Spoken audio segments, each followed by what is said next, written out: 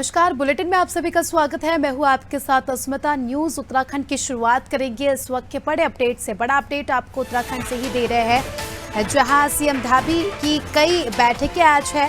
जी हां, बड़ा अपडेट आपको दे रहे हैं देहरादून से, जहां मुख्यमंत्री पुष्कर सिंह धामी के कई कार्यक्रम है। शिक्षा विभाग के प्रवेशोत्सव में शामिल होंगे।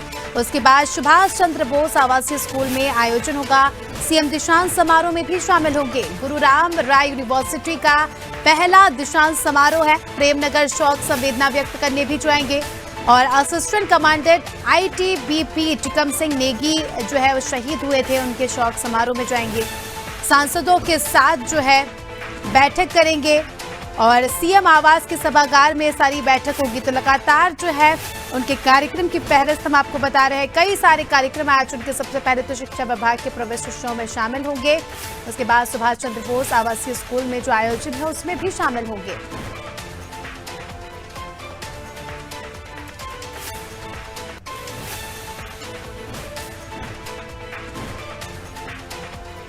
तो बड़ा अपडेट आपको दे रहे हैं देहरादून से, जहां मुख्यमंत्री के आज कई सारे कार्यक्रम हैं। शिक्षा विभाग के प्रवेशोत्सव में शामिल होंगे मुख्यमंत्री और इसके बाद जो है कई सारे कार्यक्रम हैं। उसी के साथ चलिए हमारे सहयोगी सोनू सिंह हमारे साथ जुड़ चुके हैं। सोनू, आज मुख्यमंत्री पुष्कर सिंह धामी के कई सारे कार्यक्रम हैं। सबसे पहले शिक्षा विभाग के प्रवेशोत्सव में शामिल होंगे, उसके अलावा और क्या कुछ अपडेट्स हैं? देखिए स्मिता, आज कई कार्यक्रम है मुख्यमंत्री के, और मुख्यमंत्री इस वक्त जो है वो मुख्यमंत्री आवास में शासकीय कार्यों का निस्तारण कर रहे हैं। और अब से कुछ समय बाद जो शिक्षा विभाग का कार्यक्रम है उसमें शामिल होंगे। और शिक्षा विभाग से संबंधित जो अधिकारी हैं, शिक्षा मंत्री हैं, खास तौर से वो इस कार्यक्रम में शामिल होंगे। जो प्रवेशोत्सव है इस कार्यक्रम में शामिल होंगे। और इसके अलावा शिक्षा विभाग के कार्यक्रम के बाद मुख्यमंत्री जो एक आईटीबीपी के अधिकारी हैं, उन जो शहीद हो गए थे, उनके घर पर भी उनका जाने का कार्यक्रम है। शोक संवेदना व्यक्त करने के लिए वो वहां पहुंचेंगे। और फिर जो गुरु राम राय दरबार की जो एक यूनिवर्सिटी है, जो एक निजी यूनिवर्सिटी है, उस यूनिवर्सिटी के दीक्षांत समारोह में मुख्यमंत्री शामिल होने वाले हैं। इस समारोह के दौरान इस विश्वविद्यालय से संबंधित जो छात्र हैं वो ये पहला दीक्षांत समारोह है। और उसमें जो तमाम छात्र हैं उन छात्रों को डिग्री की उपाधि दी जाएगी। और जो गोल्ड मेडलिस्ट हैं उनको मेडल दिए जाएंगे। इस कार्यक्रम में शामिल होने के बाद मुख्यमंत्री जो हैं वो सांसदों के साथ एक बैठक करेंगे। जो उत्तराखंड के सांसद हैं, आने वाले समय में लोकसभा के चुनाव होने हैं, तो राज्य सरकार और संगठन ने अभी से ही कमर कसना शुरू कर दिया है। और जो आने वाले समय में चुनाव होंगे, चुनाव में किस तरह से बीजेपी जीत का परचम लहराएगी, इसको लेकर के लगातार सरकार के स्तर से जो विकास कार्यों को आगे बढ़ाया जा रहा है और संगठन और सरकार का तालमेल कैसे और बेहतर हो सकता है, इस पर फोकस किया जा रहा है। और समय समय पर मुख्यमंत्री अलग अलग विधानसभा क्षेत्रों में जाकर के जो विधायकों की मांग है, जो जनता की विकास की डिमांड है, उनको पूरा कर रहे हैं। लोकार्पण और शिलान्यास का कार्यक्रम भी लगातार मुख्यमंत्री करते हुए नजर आ रहे हैं। और जो लोकसभा क्षेत्र के अंतर्गत आने वाली विधानसभाएं, उनकी मुख्यमंत्री की अध्यक्षता में समीक्षा बैठक भी हो चुकी है। तो आज सांसदों के साथ मुख्यमंत्री बैठक करने वाले हैं। ये बैठक सियासी मायनों में बहुत महत्वपूर्ण मानी जा रही है। जी सोनू, इसी के साथ ही जो है टिकम सिंह नेगी के घर जो है मुख्यमंत्री जाएंगे। एक शहीद परिवार को ढाढ़स बधाएंगे। आमतौर पर देखा जाता है कि व्यस्तता के चलते जो है कई नेता जो है शहीदों के घर नहीं जा पाते। ऐसे में बहुत बड़ी बात है कि मुख्यमंत्री खुद उनके घर जाएंगे, उनके परिवार वालों से बात करेंगे। ऐसे में किसी प्रकार की मदद क्या आज की जा सकती है मुख्यमंत्री के द्वारा? देखिए, मुख्यमंत्री शहीदों की शहादत को हमेशा ही सलाम करते हुए नजर आए हैं। और ऐसे में सरकार और पूरा प्रदेश जब किसी भी उत्तराखंड के नौजवान की शहीद होने की सूचना उत्तराखंड पहुंचती है तो गमगीन होता है और सब उनको अपने श्रद्धा सुमन अर्पित करते हैं, एक आम इंसान से लेकर मुख्यमंत्री तक। और मुख्यमंत्री, जैसा कि आपने स्वयं भी जिक्र किया कि अपने व्यस्ततम शेड्यूल में से अगर शहीद के परिजनों के पास जाके ढांढस बंधा देते हैं, तो निश्चित तौर पर इस दौरान जो परिजनों की या जो क्षेत्र के लोगों की मांग होती है उसको भी सैद्धांतिक स्वीकृति जो अक्सर अभी तक हमने देखा है वो मुख्यमंत्री देते हुए नजर आए हैं। और हम आज भी ये उम्मीद कर सकते हैं कि जिस वक्त मुख्यमंत्री शहीद के परिजनों के पास पहुंचेंगे तो जो क्षेत्र की लोगों की जो डिमांड होगी उसको मुख्यमंत्री निश्चित तौर पर स्वीकार करेंगे। और कई बार जो शहीदों से संबंधित जो मांग रखी जाती रही है उसका सरकार ने सहर्ष उसको स्वीकार किया है और उसका अनुमोदन किया है और उस मांग को पूरा भी किया है। जी चलिए सुनो, आप बने रहिए, आप हमारे साथ जल्द ही आपका रुख करेंगे। तो इसी के साथ दर्शकों को बता दें कि बड़ा अपडेट आपको उत्तराखंड से दिया, जहां मुख्यमंत्री के कई सारे कार्यक्रम हैं। अलग अलग कार्यक्रमों में जो है आज मुख्यमंत्री शामिल होने जा रहे हैं। चलिए इसी के साथ अगले बड़े अपडेट की ओर नजर डाल लेते हैं। अगला बड़ा अपडेट आपको दे रहे हैं देहरादून से ही, जहां अब सभी खर्चों पर जो है निगरानी खुद सरकार की होगी। निगरानी मूल्यांकन की सरकार जो है नीति बनाएगी। सभी विभागों में गठित होगा प्रकोष्ठ, विषय विशेषज्ञों की भी मदद ली जाएगी। जो है नीति का तैयार ड्राफ्ट किया जा रहा है और अब खुद प्रशासन अधिकारी जो है इसकी बागडोर संभालेंगे। खुद मुख्यमंत्री ने इसकी बैठक ली है और अब बताया जा रहा है कि सारे खर्चों की निगरानी की जाएगी। स्ट्रिक्ट तौर पर यहाँ पर निगरानी रखी जाएगी। चलिए हमारे सहयोगी सोनू हमारे साथ जुड़ चुके हैं। सोनू, उत्तराखंड में लगातार देखा जा रहा है कि भ्रष्टाचार, टैक्स चोरी जैसे मामले बीते दिनों में हमें देखने को मिले। ऐसे में अब खुद सरकार ने इस पूरी चीज की जो है बागडोर अपने हाथ में ले ली है। अब सभी खर्चों की निगरानी खुद सरकार करेगी और ऐसे में विशेषज्ञों की भी मदद जो है अब सरकार लेगी। देखिए स्मिता, उत्तराखंड के जो आय के साधन है वो सीमित है, सीमित संसाधन है आय के। और ऐसे में सरकार की ये कोशिश है कि किस तरह से उत्तराखंड के राजस्व को बढ़ाया जाए और जो आय के स्रोत हैं उनको कैसे उनका सृजन किया जाए, कैसे उत्तराखंड की आर्थिक स्थिति को और बेहतर और मजबूत किया जा सकता है। और इसी परिप्रेक्ष्य में हम सरकार की कवायद को या इस पहल को हम देख सकते हैं। अभी तक जो खर्चे हुआ करते थे सरकार के, इनका जो मूल्यांकन है या इनकी निगरानी जो है वो राज्य योजना आयोग के स्तर पे की जाती थी, शासन के स्तर पर की जाती थी।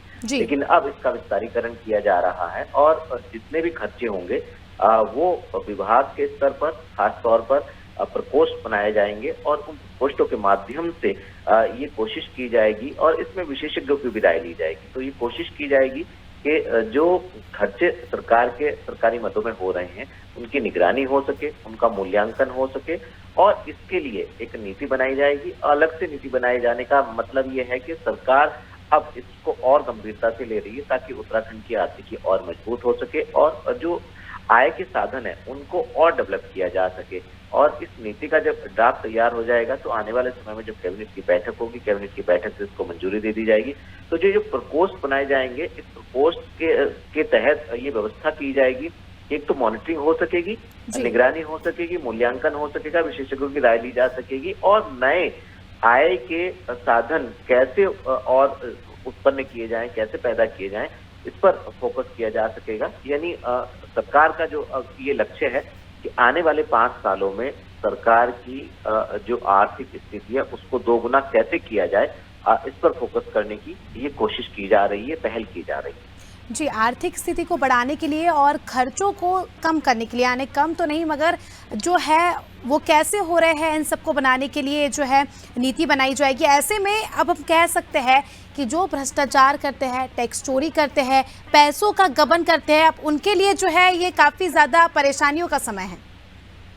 देखिए इसको हम ऐसे भी देख सकते हैं कि जो भ्रष्टाचार होता है या आर्थिक गड़बड़ झालों की खबरें हम अक्सर अपने दर्शकों तक पहुंचाते हैं कि फला विभाग में ऐसा हो गया है। तो निश्चित तौर पर जो ऐसे भ्रष्टाचारी हैं अब उन पर नकेल कसी जाएगी और सरकार जो है खास तौर पर ऐसे जो आर्थिक गड़बड़ झाला करने वाले अधिकारी हैं, कर्मचारी हैं या जो भी लोग हैं उन लोगों पर शिकंजा कसने की तैयारी भी कर रही है। एक तरफ इसका मूल्यांकन किया जाएगा, इस पर निगरानी की जाएगी और दूसरी तरफ जहां भी जिस स्थान पर भी जिस विभाग में भी आय से औसतन खर्च से ज्यादा जहां खर्च होगा उसका जवाब अधिकारियों को देना होगा। और जो भ्रष्टाचार के मामले सामने आते हैं निश्चित तौर पर उन पर विराम लगने की उम्मीद की जा सकती है इस पहल के बाद।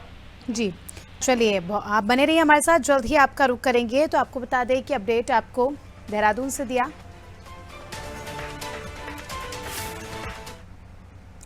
चलिए इसी के साथ अगले अपडेट पर नजर डाल लेते हैं। अगला अपडेट आपको दे रहे हैं देहरादून से ही, जहां यूकेएसएससी ने आरोपी अभ्यर्थियों की सूची जारी कर दी है। 184 अभ्यर्थियों को जो है नोटिस दिया गया है। मई से जुलाई के बीच रद्द हुई सारी भर्ती परीक्षाएं। स्नातक स्तरीय वन दरोगा, सचिवालय रक्षक, बीपीओ भर्ती परीक्षा में जो है गड़बड़ी हुई थी। यूकेएसएससी ने आरोपी अभ्यर्थियों की सूची जारी कर दी है, जिसमें बताया जा रहा है कि 184 अभ्यर्थियों को इसमें नोटिस दिया गया है, उनके नाम चयनित किए गए हैं। चलिए हमारे सहयोगी सोनू हमारे साथ इस खबर पर जुड़ चुके हैं। सोनू, यूकेएसएससी ने जो है आरोपी अभ्यर्थियों की सूची जारी कर दी है। जैसे कि बीते दिनों जो फर्जीवाड़ा हुआ था, जो मामला सामने आया था, उसमें बताया जा रहा है 184 अभ्यर्थियों को इस पूरी सूची के जरिए जो है नोटिस दिया गया है। देखिए, उत्तराखंड अधीनस्थ सेवा चयन आयोग यूके-SSSC जो इस आयोग के माध्यम से भर्तियां परीक्षाएं कराई जाती रही हैं और जो भर्ती परीक्षाएं हुई हैं उनमें गड़बड़झाला हुआ और ये मामला बहुचर्चित हो गया है। और इस मामले की परत दर परत जैसे ही पुलिस टीम ने खोली, उसके बाद तमाम ऐसे आरोपी लोग हैं, अभियुक्त हैं, उसमें चाहे वो अभ्यर्थी हो या फिर कर्मचारी हो, इसमें संलिप्त जो लोग हैं, उन सबको सरकार की गंभीरता के चलते सलाखों के पीछे पहुंचाया गया और अब एक के बाद एक कदम उठाए जा रहे हैं। लोक सेवा आयोग को कुछ परीक्षाएं सुपुर्द कर दी गई थी यूके-SSSC आयोग की। अब यूके-SSSC आयोग के जब पदाधिकारियों को बदल दिया गया तो उसके बाद अब आयोग एक बार फिर अलर्ट होता हुआ नजर आ रहा है और उसी के परिप्रेक्ष्य में हम ये देख सकते हैं कि जो 4 भर्तियां थी, इन भर्तियों से संबंधित जो अभ्यर्थी थे, अब उनकी सूची तैयार की आयोग ने और तैयार करने के बाद अब इस सूची को जारी कर दिया गया है और जो भर्ती हुई थी उन भर्तियों को, जिन भर्तियों को रद्द किया गया था, उन भर्तियों को दोबारा उनकी जो भर्ती परीक्षा है वो आयोजित कराई जाएगी। तो अब दोनों के दोनों आयोग, चाहे वो लोक सेवा आयोग हो, चाहे वो उत्तराखंड अधीनस्थ सेवा चयन आयोग हो, दोनों ही आयोग के कर्मचारी, पूरी टीम मुस्तैद और अलर्ट नजर आ रही है। और उसके परिप्रेक्ष्य में हम इसको देख सकते हैं कि जो अभ्यर्थियों की, जिन अभ्यर्थियों की संलिप्तता पाई गई है, उन अभ्यर्थियों से जवाब तलब भी किया जा रहा है और जिन परीक्षाओं में गड़बड़झाला पाया गया उन परीक्षाओं को रद्द भी किया गया और जो आने वाली परीक्षाएं हैं उन परीक्षाओं को पारदर्शी तरीके से आयोजित कराया जाए, इसके प्रयास भी किए जा रहे हैं और कुछ जो परिणाम है कुछ परीक्षाओं के वो भी जारी किए जा रहे हैं। तो अब कोशिश ये की जा रही है, क्योंकि मुख्यमंत्री ने इसको बहुत गंभीरता से लिया था, कि इस पूरे के पूरे मामले में पारदर्शी सिस्टम जो है वो स्थापित किया जाए और उसी के परिप्रेक्ष्य में इसको देख सकते हैं। चलिए सोनू, आप बने रहिए हमारे साथ, जल्द ही आपका रुख करेंगे। तो अपडेट आपको देहरादून से दिया, जहां 184 अभ्यर्थियों की सूची जारी कर उन्हें नोटिस दिया गया है। यूके-SSSC के एग्जाम को लेकर ये पूरा मामला है।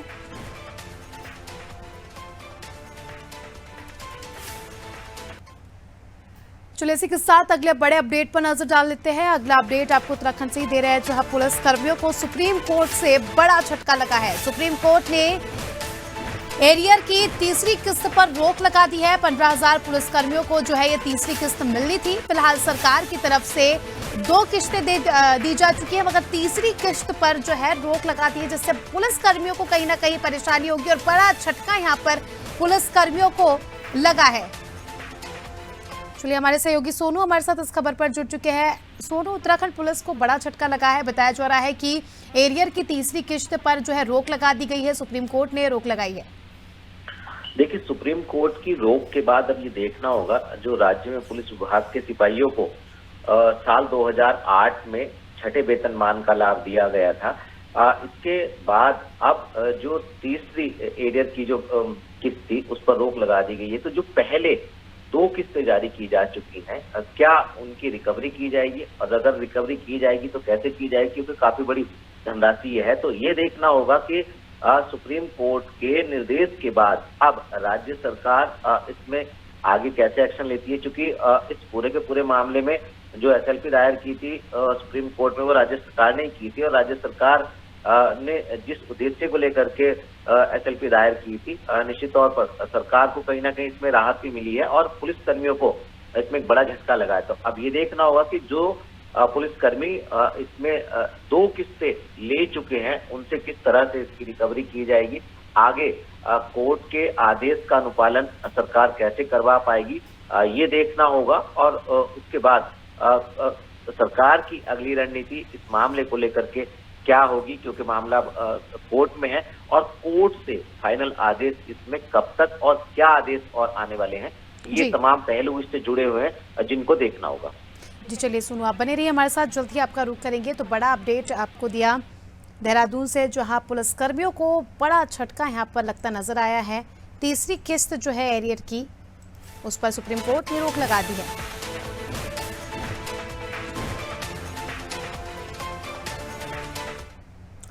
चलिए इसी के साथ अगले अपडेट पर नजर डाल लेते हैं। अगला बड़ा अपडेट आपको देहरादून से ही दे रहे हैं, जहां उमेश कुमार पर छापेमारी का मामला सामने आया है। वित्त मंत्रालय ने कार्रवाई के निर्देश दिए हैं। विदेशी मुद्रा मामले में सीएस और ईडी को पत्र लिखा गया है। निर्दलीय विधायक है उमेश कुमार और ऐसे में छापेमारी का मामला इन पर सामने आया है। वित्त मंत्रालय ने कार्रवाई के निर्देश दिए हैं, साथ ही ईडी को भी पत्र लिखा है, सीएस को भी पत्र लिखा है।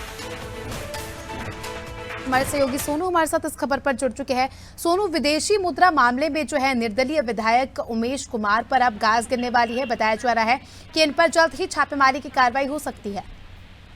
देखिए अस्मिता, ये मामला बहुत गंभीर है, चूंकि पहले भी इनके यहाँ छापेमारी हुई थी और जो इसी क्षेत्र के पहले विधायक रहे हैं कुंवर प्रणब चैंपियन, उन्होंने प्रधानमंत्री को पत्र लिखा था और उसके बाद ये चीजें सामने आई हैं। जो उमेश कुमार हैं, इन पर जिस तरह से अब कार्रवाई की बात कही जा रही है, निश्चित तौर पर इनकी जो मुश्किलें हैं वो बढ़ना तय मानी जा रही है। और पहले जो छापेमारी हुई थी उसमें मनी लॉन्ड्रिंग की बात आई थी, तो ऐसे में अगर आगे कार्रवाई होगी तो कहीं ना कहीं इनकी जो विधानसभा की सदस्यता है वो भी खतरे में आ सकती है। और जो जिस तरह से जो पहले विधायक थे उन्होंने कई सवाल खड़े किए हैं और अब केंद्र सरकार ने इसमें कार्रवाई के निर्देश दिए, निश्चित तौर पर आने वाला समय उमेश कुमार के लिए संकटों भरा हो सकता है। अब ये देखना होगा कि कार्रवाई कैसे और कब तक हो पाएगी और उमेश कुमार को आखिर क्या कुछ राहत मिलने वाली है, राहत मिल भी पाएगी या नहीं। चलिए आप बने रहिए हमारे साथ, जल्द ही आपका रुख करेंगे। तो अपडेट आपको दिया देहरादून से, जहां निर्दलीय विधायक पर जो है गाज गिरने वाली ईडी की कार्रवाई इन पर हो सकती है।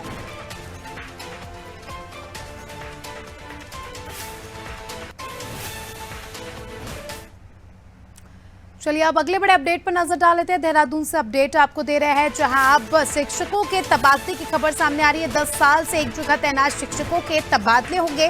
तबादला एक्ट को आधार बनाया जाएगा। 10% की बाध्यता भी खत्म की जा सकती है। तो बड़ा अपडेट आपको दे रहे हैं तबादलों को लेकर। ये बड़ा अपडेट है, जहां एक साथ अगर 10 साल कोई शिक्षक एक जगह पर रहता है, अपनी सेवा देता है, तो उसका तबादला होना निश्चित है, क्योंकि तबादले एक्ट के तहत ये बदलाव जो है सरकार करने वाली है। चलिए हमारे सहयोगी सोनू हमारे साथ जुड़ चुके हैं। सोनू, उत्तराखंड से बड़ा अपडेट है, जहां बस शिक्षकों के तबादले को लेकर खबर आ रही है, जिसमें बताया जा रहा है कि अगर एक साथ 10 साल अगर किसी शिक्षक ने एक ही जगह पर सेवा की है तो अब उसका तबादला होना निश्चित है। देखिए हाल ही में शिक्षा विभाग ने हरियाणा की तर्ज पर उत्तराखंड में एक नियमावली बनाने का जो ड्राफ्ट है वो तैयार किया था और अब शिक्षा विभाग ने थोड़ा सा इसमें बदलाव करते हुए ये कहा है कि जो कई साल पहले का जो तबादला एक्ट उत्तराखंड में लागू है उसी के आधार पर जो शिक्षकों के तबादले किए जाएंगे और जो उसमें प्रावधान है, खास तौर पर जो 10 साल से शिक्षक या कर्मचारी विभाग के दुर्गम क्षेत्रों में तैनात हैं तो उनको सुगम क्षेत्र में तैनात किया जाएगा, उनके आवश्यक रूप से उनके तबादले किए जाएंगे। और जो शिक्षक सुगम क्षेत्रों में तैनात हैं उनको दुर्गम क्षेत्रों में भेजा जाएगा। तो निश्चित तौर पर विभाग के लिए ये एक बड़ी चुनौती भी होगी, क्योंकि जो बड़े रसूख वाले शिक्षक हैं वो निश्चित तौर पर पर्वतीय क्षेत्रों में तैनाती लेने के बाद वो मैदानी क्षेत्रों में डटे हुए हैं लंबे समय से। अब ये देखना होगा कि शिक्षा विभाग जो है आखिर ऐसे रसूखदार शिक्षकों को मैदानी क्षेत्रों से पहाड़ पर कैसे चढ़ाएगा और क्या इस चुनौती को समय रहते पार पा पाएगा, या फिर ये जो अभी तक हम सिर्फ ये देखते आए हैं कि मंत्री ने बयान दे दिया है और इस बात को बोल दिया है कि तबादले आवश्यक रूप से किए जाएंगे और बाद में तबादले हो नहीं पाते हैं, तो क्या वाकई शिक्षा विभाग ये साहस जुटा पाएगा कि जो तबादले आवश्यक रूप से होने हैं दुर्गम से सुगम और सुगम से दुर्गम में इन शिक्षकों के तबादले तय समय सीमा में हो पाएंगे, और होंगे तो किस अनुपात में ये तबादले हो पाएंगे। तमाम ऐसे पहलू हैं जो शिक्षकों से जुड़े हुए हैं। शिक्षा विभाग ये कोशिश कर रहा है कि जो अब सिस्टम है उसमें पारदर्शिता लाई जाए और जो तबादला एक्ट है उस तबादले एक्ट को आधार बनाते हुए और इसमें जो 10% की बाध्यता थी उस बाध्यता को भी समाप्त कर दिया जाए खास तौर पर। तो ये देखना होगा कि शिक्षा विभाग इसको पारदर्शी बनाने के लिए आखिर कब तक सफल हो पाएगा। जी चलिए, बहुत बहुत शुक्रिया सोनू आपका हमारे साथ जुड़ने के लिए और तमाम अपडेट्स हमारे दर्शकों तक साझा करने के लिए। तो दर्शकों को बता दें कि अपडेट आपको दिया उत्तराखंड से चुनाव शिक्षकों के लिए एक बड़ी खबर है। आप तबादले को लेकर ये बड़ा अपडेट हमने आपको दिया।